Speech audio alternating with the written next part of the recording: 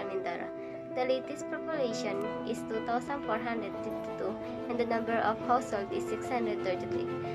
The total land area of Barangay Biga is 6,806 hectares. The history of Biga started when it was still a sitio of Barangay Silunay. The place was started with Bayanan, which later became a successful barangay. In the year 1936, before the World War II, Biga was full-grown barangay and Mr. Adriano A. Tolentino became the first teniente del barrio. According to him, the legendary name Biga came from the name of a wild fern which copiously grew in the place.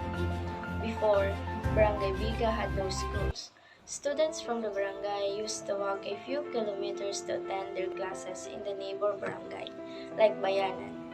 In 1945, they used the house of Mr. Eugenio Lalid as their first school, apparently with the help of the Parents Teacher Association, or PTA, and barangay officials.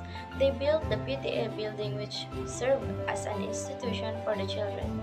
This happened through the help of Bayanihan sa Lupa led by Mr. Santiago de Guzman, the donor of the lot.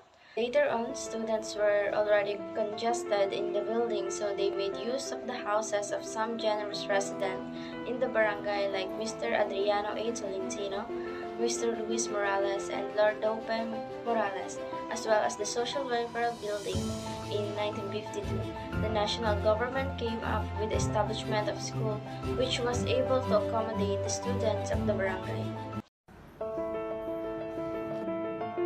The primary source of income of barangay is farming. Palay is its major crop. Frequently flooded in the place has been planted with corn as an alternative crop. When the local government installed the protection dike, the planting of palay became regular. While waiting for their harvest, farmers are engaged in planting vegetables at their backyard. In the other hand, some earn as laborer. Another source of livelihood is fishing. 20% of the residents catch mudfait, cashbait, puyo, gurami, paitan, and other variety of fishes from the Silunay River.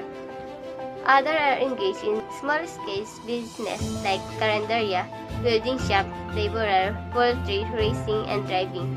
There are some residents who work abroad as overseas Filipino worker.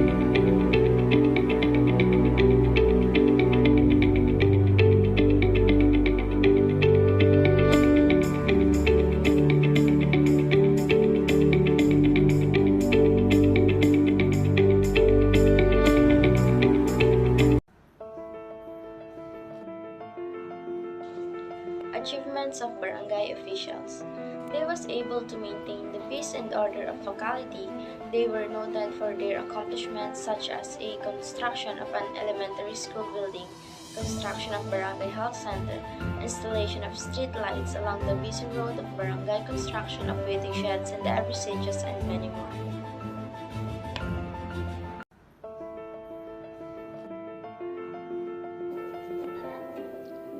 Back then, unemployment and poverty are the common problems in a barangay because parents can hardly send their children to pursue college education.